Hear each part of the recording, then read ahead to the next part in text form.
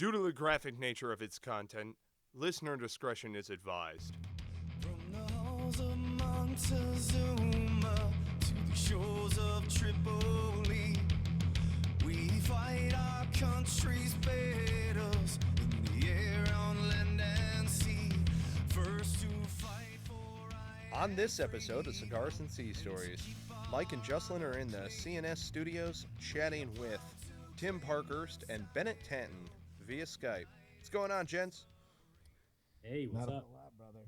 You know, we really reached down into the depths of the CNS dungeon. For the audience listeners out there, this is the first time that the entire CNS team is on one recording. It's a momentous, epic occasion, and for just this period in time, we've released Bennett from his dungeon cage that we normally have him in, and we welcome him for the first time here. Hey, Just yo. remember what we told you not to say. Exactly. Stop growling, idiot. I swear, No, man. I'm done feeding you fish heads. I'm really happy to be on finally. It's pretty tragic that this hasn't happened before, but it is what it is, I guess. So we've got it all worked out now, so it's on. You want to give everybody a quick breakdown of what you do for the team and what you bring to the table, who you are, real quick? I I don't do anything for the team. Get out of here. I pretty much run the social media side of things. I put out a lot of that, do a lot of research. I guess you could say reconnaissance in essence. And I fill Mike's head with a bunch of BS like it's not filled enough with crap on a weekly basis. And then in my alter life, I am a peer support specialist with the Veterans Administration, the creepy Veterans Administration that we all love. I am one of them. But I actually love my job because I help veterans every day. So, yeah, man. What else do you want to know? Oh, Recon Marine, switched to the dark side, became an Army infantryman. I identify as a Marine. So, that's my story pretty much.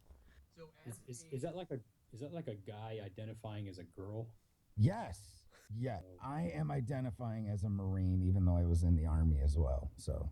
Okay, so you will give us an honest answer. Do they really have to say hut hut hut hut hut when they're running around? Does that happen? That does not happen. Okay. But it'd probably be a lot cooler if it did, because I'd laugh my ass off. No, we don't have to. Hut, hut, hut, hut, hut. We don't have to do any of that. But pretty funny. There probably are certain segments of the Army that must do that, but probably in training. So what were your years of service again? Around 10. It's like 9 years, 9 months. Right on, dude. Almost there. Hit that halfway. Oh man, Gotta and love then it. I was just like, I'm getting out. So I don't blame you. Just dropped your pack. yeah, that's it. It's done. Didn't That's wanna what I carry told it on everybody. anymore. I said, you know what? You're not going to hear a goddamn thing. I'm just going to throw my boots over the line in front of Christianitos, and then you're going to hear a loud, thunderous boom echoing across the canyon. And that will be me dropping my fucking pack. Right. That, No, I can't You're say just that. when you're done, you're done. And it was my my unit in the Army was getting ready to deploy to Afghanistan, and I was just like, you know what, man? If I go, I'm not coming back. So I kind of saw my my out. I had met a wonderful woman who is now my wife, and then I was just like, you know what? I'm out, and I never looked back. So. Good on you, man. Hell yes. Actually, funny story though is I actually made it out by the skin of my teeth with 9 days to spare. I went on terminal leave in April 21st of 2003, and 30 days terminal. My ETS was May 21st.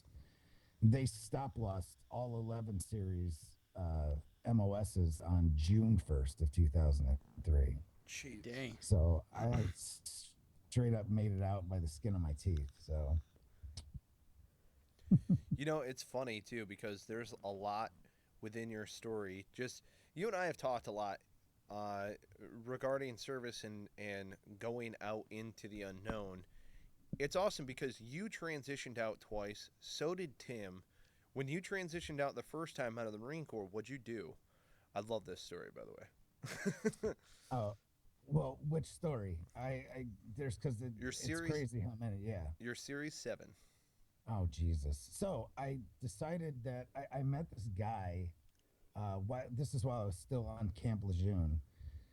You know how they have like the little job fairs and crap for guys that are getting out. And I went, and there's this guy. He was from a company called oh God, I can't even remember the name. Anyway, it's a broker dealer in New York. Basically a stockbroking or a boiler room, I guess is what I would call it. If anyone has ever seen that movie. And he's like, yeah, we're actively recruiting Marines because we can teach them they know how to follow a system, meaning we tell them to do A, B, C to give us D, and that's what we get. So I was like, you know what? He's like, and you can make a ton of money. So I was like, okay, I like money, and I will move up to New York and see what happens. So I got out, went up there, and I had to take this 30-day class to take the Series 7, so I could sell products, financial products. So You I say literally products like it's drugs. It's like yeah, it's like products because they are, frankly, but that's a story for another day. So we so this class was such crap. I was just like sitting in class with like all these young guys, and I'm sitting there going, it's all like math and stuff, which I suck at math, but you have to get through it to sell your the products.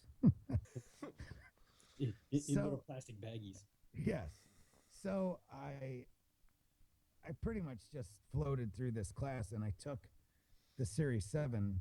I honestly didn't study. I read the book, and that was it. I didn't study 1 ounce. And I went in, I was like, oh, man, because at this point, I didn't care if I took it or not. I didn't care if I passed it or not. So I took it, I finished it, and I got like a 70, 5 or something, but you have to get a 70. And all these other dudes are failing. Like these guys, literally, some of them have like their MBA and stuff, and they go out and fail it. So it just kind of shows you that if you've got a guy, just because he doesn't have all the paper, behind his name or the sheepskins on his wall, has nothing to do with his intelligence. So that's one of the big points that I've always made is, you never know what you can do until you try. Just do it. What's the worst thing that can happen? You fail, and then you pick it up and try again. Big deal. Although that's an expensive failure for the Series 7 because it cost a lot of money to take it. So, Jeez. Yeah, man. Bennett, that's one of the things I love about you is all your stories have a moral. Yeah, I try. Yeah, I try. You're such a moral individual. Stop it. So why'd you wind up leaving the stock market? Because it sucked, dude. It's literally I was a glorified telemarketer. That's seriously as it started out. That's all you do. It's you make cold call after cold call after cold call, and you're literally just trying to look for that little that oyster in the bucket, man, that's got the pearl inside it, So like you're shucking oysters, if everyone knows how that goes, you shuck an oyster and you look inside for a freaking pearl, and then if it doesn't have a pearl, you move on, or you eat the oyster. But either way, it's that's what I always equated it to, is looking for pearls, and it just sucked. So what you do after that? and, What? well, and you're making so much money for other people too, so it's kind of like, ridiculous.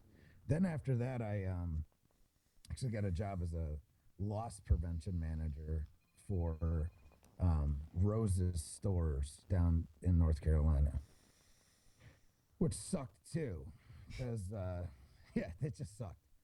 So I had Isn't that like mall five. cop?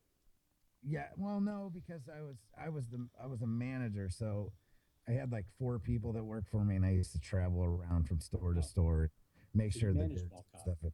Correct, I managed mall cop, Gotcha. and like inventory, jewelry, and electronics and stuff. It was just ridiculous. And when they do this, you get paid like $24,000 a year, um, and they give you a company credit card, but it's still just horrible. So then I was like, you know what? My marriage at the time wasn't working out, so I just got out and decided to go back into the military. I went to the Marine Corps recruiter, and the Marine Corps recruiter's like, yep, yeah, we can put you back in, but we have to take rank. And I was like, the hell you do? Now, were you going to keep your 0321? And that was the other thing that was up in the air too, is I didn't know, because Recon had gone through such a big upheaval in the way that it was organized, that they were actually going to just send me to a grunt unit. They were going to put me back in as to just a regular line unit, or a fleet unit, whatever you want to call it. And Nothing wrong with that. Once again, see, I got the corruption from the Army is kind of sneaking its way in, because I'm using Army vernacular too. So I said, you know what? I'm going to walk across the hall and see what the Army can do for me. And I don't know, it was just a better deal. Yeah. They do have a lot more as far as So career you options thought. go. Correct. Yeah, a lot more. And they gave me my not my choice of duty station, but it was the duty stations I got offered were cold and colder. One was Fort Drum, New York, and the other one was Fort Wainwright, Alaska. So it's like, seriously? So I chose New York. I tried to go to the 82nd, but they What were you, 10th they weren't Mountain out having it. there? So I was in 10th Mountain, but yeah, that was an experience. Right You know, on. all of this actually touches on kind of exactly what we're trying to do, in that it's literally like you were mentioning, going through your listed jobs, and we all have that, like these different things we've tried since we've got out, and we realize that we have to bring value. We've done that in our life, and now we can't not do that. And so we're all searching for these different ways to add value. Right. Yeah. I agree. Or the way that I've kind of looked at it now, after I got out of the Army, I became a nuclear security officer. Now, after all said and done, it was a good job. There's a lot of good people doing it, and I made a pretty good living. But it's one of the most boring jobs I've ever done in my entire life, and it just sucks your soul. So what I've decided now is that even if it's not a value-adding job, if you're gonna look for a job as well, look for a job that will give you an experience, so you can use it to either better yourself or pass it along to other people. So after I got out of the nuclear bid, I've jumped from job to job to job, and you guys know that. But most of it's all heartfelt job stuff. I did things that I wanted to do, like with this peer support stuff. It's just awesome, man. I get so much fulfillment from this job. It's just crazy. And I've been doing that for about 2 years now, between the Wounded Warrior Project and now the VA. But I worked at a food bank and worked for a homeless shelter and stuff, and that was cool too. But it all kind of gave me clarity on the way that the world works, that I hadn't had in years, because I was stifled and stuck in corporate America. one of the things I like about you is that everything that you have done since I met you has been to feed your passion, and you have a passion for giving back and for taking care of people. And, ever since I met you at EBV last year, that's kind of been the focus of everything that you're about. And I sort of feed off that as well. And it kind of goes back to what Sebastian said about, kind of why we're here, doing Cigars and Sea Stories and stuff like that. And, it's about giving back and finding a purpose, because that's what guys lose when they get out. Everybody expects to miss their buddies and, their brothers on their left and their right, but they don't expect, to lose their sense of purpose or self-worth, Right. When you wake up that one morning and you don't get to put your uniform on again, and you have to go into work in some office someplace where nobody gives two shits about, anything that you did during your time in service, and they don't have, kind of that higher trajectory, so to speak. It can be demotivating and debilitating.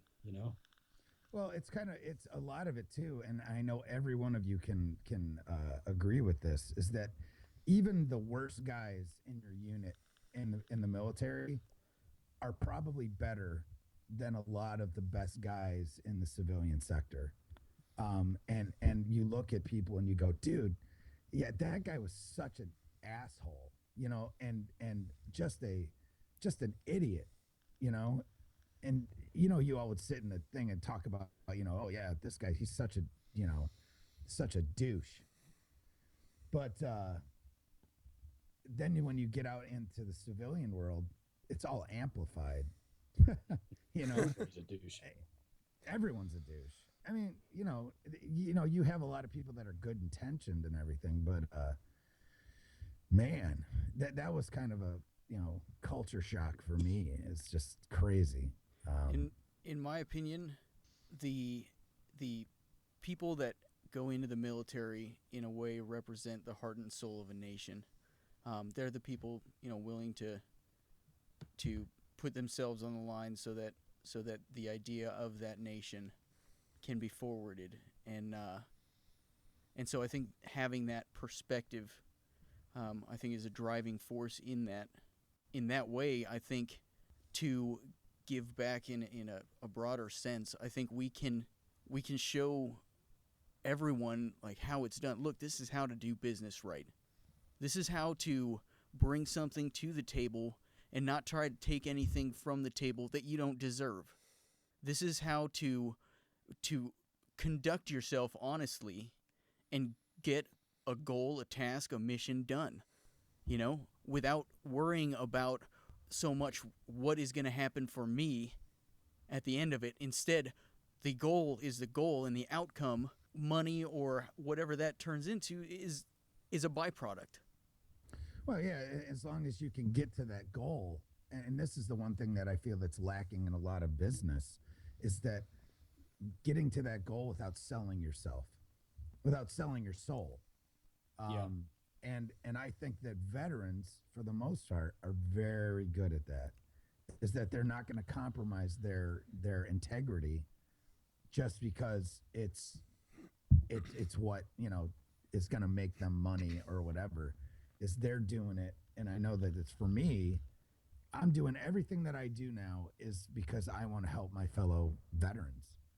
It doesn't mean that I don't care about society as a whole, but I feel if we make our community better, it's going to have that accumulative effect upon everyone that we come in contact with in our lives that are non-veterans, So. And this is the point in the conversation where I invite every Marine past or present, every FMF corpsman past or present, get in touch with us. We want to have you guys on the show. Any one of you is a welcome guest on the show.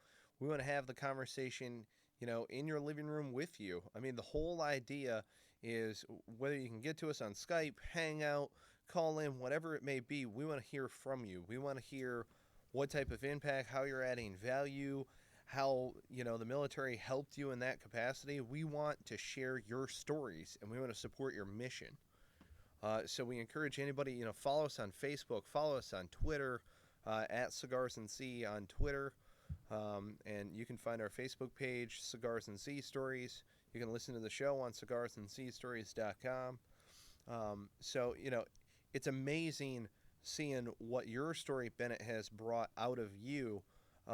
And I'd like to hear a little bit from Tim Parkhurst, if we could, as far as his backstory, because, I think it's unique because you guys have a joint effort coming up here that I'd like to discuss in a little while. But Tim, please tell us about your service experiences. What brought you into this experience with us? Oh God, where to begin? So, how I got involved with you guys. Obviously, we all met at Entrepreneurship Boot Camp for Veterans in Syracuse, and kind of hit it off. We have similar interests and passions, and my background, it'd probably take a little longer to discuss it because it was longer. I did about 25 years as a Marine, both active and reserve, about 22 years active, and then had a little bit of reserve time scattered in there. You mentioned earlier that, Bennett and I both kind of got out twice. I got out in the 90s from 93 to 98. And, that was a sort of a traumatic experience for me. And it's interesting because at the time I didn't even realize how traumatic it was. I was just kind of going along with the flow and letting these things happen to me. Like Bennett said, job after job, being dissatisfied, being disgruntled, and, not really fitting in, being angry a lot, and had my personal challenges as well, financial challenges. And, finally I just was like, what, it's not that I missed the Marine Corps, because I did. I called up my old first sergeant 90 days after I got out and said, hey, I'd really like to come back in. And he's thinking it has not been 90 days yet. And he's like, oh, yeah, great, no problem. We can get you right back where you were, keep your rank and everything. And we looked at the calendar, and he said, you got to count the days. It's got to be less than 90 days. And we counted them up, and it was 92 days. And Dude, that's there was this horrible. long period of silence on the other end of the phone where he was just like, oh, man, because everything drops out of the system. Or this was, back in those days, in the early 90s. That's how it was. Everything drops out of the system. Whatever system there was. Right. Yeah. And so, at that point now it's like now you've got broken time, and now you have to go through the whole process to come back, and, good luck. Right. But if it had been under that 90 days, I could have just gone right back and probably right back to my old billet, as chief scout at 3-5, and been back at San Mateo, running the hills with everybody else. But, as it was, I ended up being out for 5 more years, and kind of suffered through the indignities of not getting the jobs that I thought I was not entitled to, but that I thought I was well qualified for, and people didn't want to give me a second look just because I didn't have that sheepskin on the wall, And anyway, came back in. They took all my rank. Went from being a sergeant to a lance corporal again. New MOS, completely new community, going from a grunt and a scout sniper to being a parachute rigger in the logistics community. It was a little bit of a culture shock. It wasn't the glorious Marine Corps that I remembered, Yeah. And it took a while to kind of get my head on straight and figure out, how to be a good Marine again, without being pissed off at the world for putting myself in that situation. Because that's what it was. I did that to myself. So I didn't have anybody to blame but me. But, I guess, make a long story short, it wasn't until I was a gunny, probably a dozen years later, that I realized what a dangerous situation I was in during my broken time. And how close I was to kind of falling off that precipice, It both financially, I declared bankruptcy at one point. My brand new marriage was already on the rocks, just a couple of years after. thank God she's still with me today, and we have two beautiful daughters, but, we certainly went through our challenges back then, but just my own personal well-being and, trying to overcome some of the demons and some of the, I'm not sure what the right word to describe this is, but I guess, prejudices and built-in, preconceived notions that the Marine Corps sort of ingrains in you. When I say prejudices, I'm talking about, the way Marines think about civilians and the way we think about the rest of society and stuff like that. And there really is a way of thinking that gets kind of ingrained in you, during your time in service. And I'm not saying it's good, bad, or indifferent. It just is, And the problem is that a lot of guys don't really know how to kind of retrain their mind and think in a different way. And they don't really know how to shut the Marine off. Yeah, yeah, exactly. I was happy to grow my hair out and dress like a civilian and pretend to be a civilian, but inside I was still a Marine, and I had nothing but contempt and disdain for damn near every civilian I came in contact with. And I probably don't need to tell anybody, but that's probably not a good way to go through life. Right. And there were a few times I kind of felt like suck starting a pistol, but mainly I was just failing, and I was miserable, and I was absolutely oblivious to how badly I was doing. I had no clue because I was just kind of wrapped up in my own little world, and all I did is just put the blinders on even more and dig in, and I was like, I can do this, I can do this, I can do this, when clearly I was not doing this, and so anyway, coming back in the Marine Corps, that was a great opportunity to, get my feet back under me, get back with that brotherhood that I had missed, and continue serving. Can I make one statement though? Yeah, man. And see, here's one of the things that needs to be realized, and this is for the entire community of veterans, period, is that Tim is talking about a time when, yeah, we had conflict, but we didn't have OEF and OIF, all right? The points that I'm trying to make is that newer guys don't need to look at older guys and say, hey, you don't understand what I've been through because, I was in Afghanistan twice or I was in Iraq twice. Trust me, man, we all get it. Yeah. My first tour was from 92 to 96. And not to say that I didn't have my action or whatever the heck you want to call it.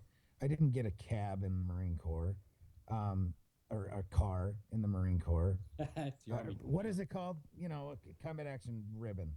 Yeah. I didn't get that in the Marine Corps, but trust me, I had my share of run-ins on a two-way range. You know what I'm saying? Right. Just because of the time, it was peacekeeping and anti-drug operations and yada, yada, yada. But the reason I'm saying this is because I want guys to realize that from all generations, man, we all get it. And we've all been through the same stuff. So even guys that didn't see combat, they get it. Just because becoming a Marine is hard, man. It's part of the reason that we are, and being a Marine on a day-to-day basis is difficult. So it's part that's of the all process, I'm trying to say. When they make us, when they make us Marines, we always were taught. We were taught in boot camp as we were undergoing the very process that, hey, we're going to break you down and then we're going to build you up. That's what every Marine hears when they first become one, and you don't really realize what impact that has on your life until later on. Traumatic it is, truly. Yeah, until you try to go back to your old life, and then you realize, I am not the same person, And I was a young sergeant. I was 25. I just got married a couple months before I got out, and it was a really, really tough transition. And I went to Panama and Desert Storm, but you're right. There was no OIF or OEF and stuff like that at the time, and we didn't have a decade of war behind us and all that sort of thing. So no, I wasn't dealing with those things. but it didn't make it any less difficult. And what really was an epiphany for me was at my last duty station before I retired at MARSOC here at Camp Lejeune. I had just come off an Afghanistan deployment with 2nd Recon, and they PCA'd me over to MARSOC, and I knew I was getting ready to retire in a year or two, and I was looking for something that would fill that void. That I started to realize that, it was that sense of purpose. It was the lack of a mission that was causing me grief the first time around. And so I started getting involved with some nonprofits. There's a really good one called Sheepdog Impact Assistance. And I looked into them, and, they deal with military and first responders, and they do disaster response and stuff. And I'm like, oh, this is cool. So I sign up, and, the founder calls me up on the phone that night, and he's like, hey, welcome aboard, blah, blah, blah. And he's a Marine Sergeant Major, and he goes, or actually he was a First Sergeant at the time, and I was a Master Sergeant. And he goes, so I got some bad news. I'm like, well, what's that? And he said, well, you're the only member of Sheepdog in North Carolina. I was like, what? I mean, I've been looking at your website for the last 6 months, and it looks like you guys are real active, and you got people all over the place. And he's like, well, yeah, we do, but not North Carolina. I said, oh, okay. So what do I do? And he said, well, and this is a First Sergeant talking to a Master Sergeant, right? So he goes, well, Master Sergeant, if you thought you had it in you, you could start a chapter. And I was like, oh, I see how it is, First Sergeant. So, it's kind of one of those deals. And he laid the gauntlet. Reach down and grab your nuts, buddy, and start your own chapter. Yeah. Well, that was 3 years ago. So I did, and I started a chapter, and we became one of the fastest growing chapters in the country. Not growing quite so fast nowadays, but still got a lot of active members, and doing some good stuff. But anyway, great experience. One of the reason I tell you all that is because one of the experiences I had was we had a guy who signed up online because he saw me on LinkedIn, and I had mentioned something about Sheepdog on LinkedIn, and so he joined up online and then contacted me directly. The guy's out in California, so obviously he's not going to be in my chapter, but they didn't have a chapter in California either. So what to do with him? Well, okay, so I'll be in touch with the guy. So we get to talking. Turns out he was also a parachute rigger in the reserves out in California. In fact, he used to be with the same reserve unit that I did I&I duty at in San Jose, but he had got out a couple years before I was on I&I duty, so I didn't know him. But anyway, this guy, just textbook case of a guy who could not adjust and was having all sorts of issues, mental health, substance abuse, all these other things. But damned if that guy didn't want to freaking give back and try to help other people. That was all he wanted to do. Awesome. But his own life was such a freaking mess. I'd be talking to him on the phone, and he would just start going off on me about something, and I wouldn't even know what it was. It didn't make any sense. The words literally coming out of his mouth made no sense. And then there'd be this long pause, and he'd go like, "Hey Tim," I said, "Yeah." He said, "Did I just go off on you?" I said, "Yeah." I said, "What was that about?" He said, "I don't know, but that was that thing that comes out of me sometimes." And I'm like, "Okay, are you all right?" He's like, "Yeah, sorry, man." And so like things like this would happen. And so this guy and I really connected, and we talked a lot about our personal struggles. And he was the first person to ever get me to see that 5-year broken time that I had was really my fault, my own frame of mind and my own way of looking at the world around me that caused me to struggle so damn bad. He and I had some really, really deep conversations. And eventually it got to the point where some of the things that he was struggling with were so bad that I couldn't talk to him anymore because it was bringing me down, to a point where I struggled to pick up the phone to talk to the guy. And so we had to kind of cut it off after a while, and I really feel bad about that. But, I got to maintain my own sanity too, But that was the beginning, and that was just a couple of years ago, that for me, it was one of several things that occurred that started to make me take a look back with a different perspective on my broken time from before, and really helped shape, kind of my current viewpoint and how I'm pursuing going about my transition now. I'm a year out now. I've been out for a little over a year. It's hard sometimes, but it's a hell of a lot easier than it was the first time. And part of that is you have a support system now. Yeah, I got you. I got you, babe. Ba, ba, ba, ba. Anyway, yeah. Getting So way too woo woo. But that's it. I mean, I got Michael, I got Sebastian, I got Bennett, and I got a host of other friends and acquaintances and people that if it really came down to it, they actually give a shit. Yeah. And even people like like Matt Sanders or Marty Skovlin, I only met them one weekend, but because of our shared background in the military, and just the way things went when we met, I know that I could pick up the phone if I was in trouble and they would drop whatever they're doing to help me out. I know it. And I was completely separated from that kind of a thing when I got out the first time, and I didn't understand that was something that I needed, And so there's a lot of guys going through that now that they're being separated involuntarily, or they're getting out after their first 4 or their first 8 or whatever the case may be, and they're thinking, oh yeah, we'll keep in touch and blah blah blah, and then they get back and they go off to wherever, and they don't necessarily keep in really good touch. And there's nobody really around them that they can just go down the street and sit down and have a beer with a guy, and they're gonna lose that contact, and they're gonna lose, that sense of security that you get from being around people like you.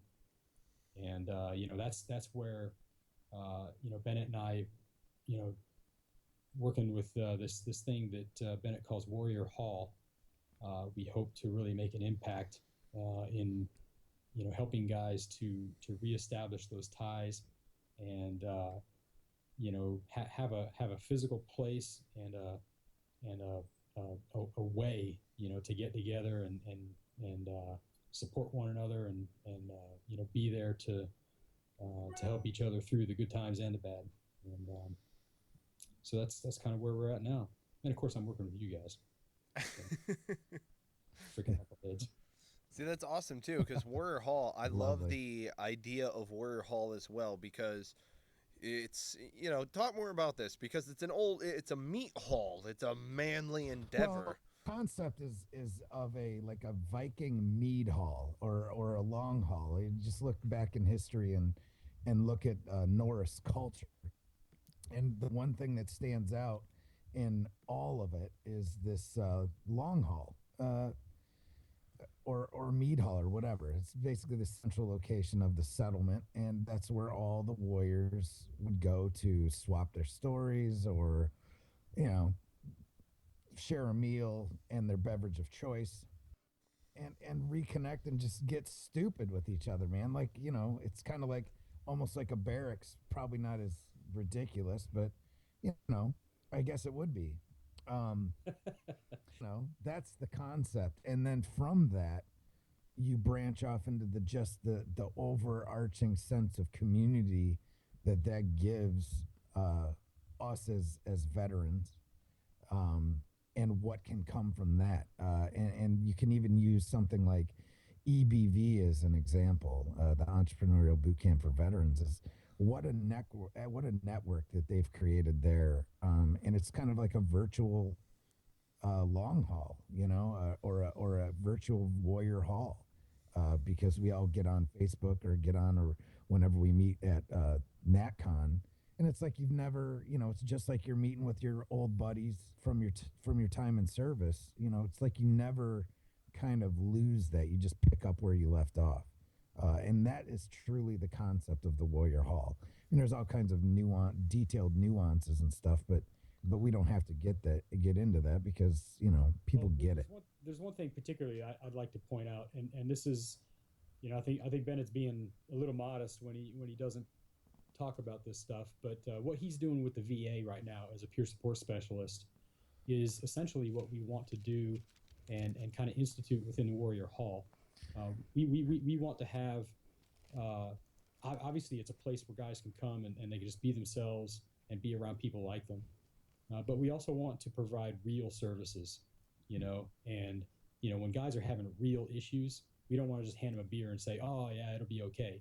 We want to have trained individuals available that are part of our organization that can sit down and help these guys work through these issues, and refer them to specific services as required. If they need a shrink, if they need a doctor, if they need housing, if they need marital counseling, if they need whatever, substance abuse, whatever the case may be.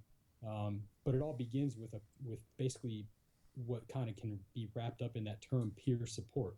And peer support means a lot of things to a lot of people, but it's us taking care of each other is what it is. But there are ways to train yourself to be certified to be a peer support guy, and we want to have those types of people available. And we want guys to know that when they come to Warrior Hall, that they're going to be taken care of.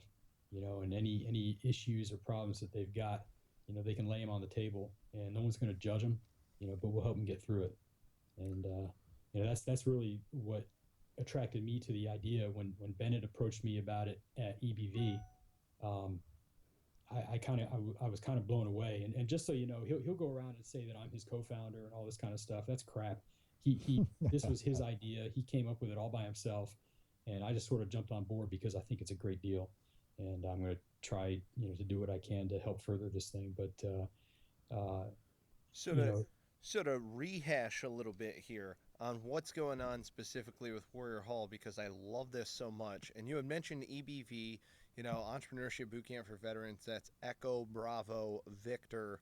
You can go to EBV Foundation if you're looking for more information on that. EBV Foundation, go ahead and Google them. But what I love specifically is that you take a recon Marine who's intelligent enough to pass the Series 7, in 30 days' time, goes back into the Army straight legs, only to come out, go to EBV, and develop a kick-ass mission like this, and pull in a fellow Marine who's a scout sniper turned into a parachute rigger / free-fall dive instructor, and has the experience, knowledge, and know-how to back it up, who are coming together to create a meat hall for all of the warriors in America to convene in. That's what I'm hearing right now. Is that correct? Yeah, and I really like... Well, it's mead, not meat. MEAD. Right, excuse me. Like beer. But I really we like... can eat meat too. That's fine. I really do like pork, and we have a plan for that too. But yeah, mead, MEAD, as in like honey wine. Well, I tell you what, just to give a plain or excuse me, a shameless plug, if you will, for Israel Matos, a fellow Marine. Israel's running how do I put this? A hog hunting ranch down in the panhandle of Florida. We're going to put more information in regards to veteran hunts up on there, and we're going to be supplying some hogs for your mead hall. Yeah, someday, as soon as this comes in, someday we'll make it a reality. It's kind of a virtual thing now, but it's kind of just to go back on something that we talked about earlier. Everything that I've done in the last 2 years is to advance towards this. So it's a matter of like peer support. This job that I'm doing with the VA is like a dry run for what I want to do with the Warrior Hall. And sooner or later, because I'm still busting my butt using up my GI Bill and voc rehab and all these wonderful benefits that we get from our service, hopefully within the next 3 to 4 years, I will be Dr. Bennett Tanton. And hell yes. And so my plans are to hopefully get my PhD in clinical psychology, so I can really. Oh my God. So I can really, it's gonna be huge, dude. Twice the size that it is right now. It's already a freaking big ass melon now. I'm gonna make sure that every form of print that my name goes on is gonna have PhD Doctor. after it. Doctor. So, and you guys will refer to me as doctor. Well, if we're going by official titles, you, by congressional order, have the title Marine attached to you, so it would be Marine Dr. Bennett Tanton. Yes. Hooray. Yes, I see. I'm picking up what you're putting down. I like it. Hey, before we get off on another topic, I just want to throw out this website so that people can get a visual picture of what Warrior Hall could look like sometime in the future. lofotr.no, and that is the website of the Lafader Viking Museum in Norway. And if you go to their homepage and just let it come up and let the pictures start scrolling across your screen, you'll see a picture of a Viking long haul. And this is from circa 900 AD, I believe. But this particular long haul is actually a modern recreation of one that they excavated about 50 yards away.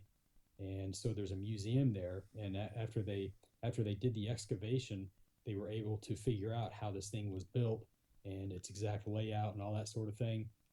And so they actually, back in the 80s, or 90s, I guess, they actually built it right next to the excavation site. And just look at the freaking, I mean, you can just imagine a bunch of Marines hanging out in a place like this. Anyway, I'm not going to say any more about it. Just go check it out, look at the pictures, and picture yourself as a Marine hanging out with other Marines in this long haul. Hell pretty yes. badass. This is going to have to be done and done right. I mean, in the old way with some good wood and stuff, because I mean, it will be Marines, they will be drunk, and this stuff will have to be Marine proof. So, in essence, it must be built in the correct way, which would be that old way, that rugged, manly wood, pig on a spit, screaming and eating meat. And Eat your heart out, Ron Swanson. Hell yes. Hell yes. Jesus. Yeah, one of the cool things about a Viking long haul is, it's a communal living place, and it's a great event space because it's open vaulted ceilings all the way to the roof line, and just a big grand hall, right? And in the middle of the hall, there's a great big freaking open pit fireplace, right? A big fire ring. So, I mean, you can just imagine having a bunch of big, long banquet tables lined up around this thing, and a grog bowl. And a grog bowl, literally. I mean, literally a pig roasting over the. You're going to get one of them hogs from your hog hunt you're going on, and we're gonna throw it on the spit over the fire, and we're gonna have pass the grog bowl around, and it's going to be freaking awesome. Yeah, Hell it's yes. basically like a perpetual mess night, Only without the uniforms. Right, correct. No stuffy uniforms. Everybody just cock back chilling, sharing That's it. cigars and sea stories. I kind of like the outfit this dude on the website's wearing. He's got like. Why wouldn't you? He's got like a wolf fur around his neck, and he's got these long robes with like, furs and. Dude, we're not going to make this thing look like a Renaissance fair. That's all I'm saying. I kind of like the Renaissance fairs. I like all the fairy people running around. Oh, man. Anyway. Hell yes. Thank you for listening to this episode of Cigars and Sea Stories. Don't forget to subscribe, rate, and review the podcast. Give us your comments. They make the show. Tell us how we can do better.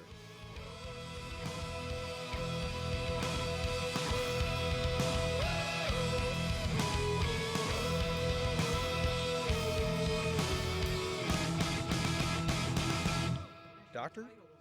Doctor. My little pony, my little pony. Doctor? I sound fucking sexy, bitches. That was just creepy right there. Doctor.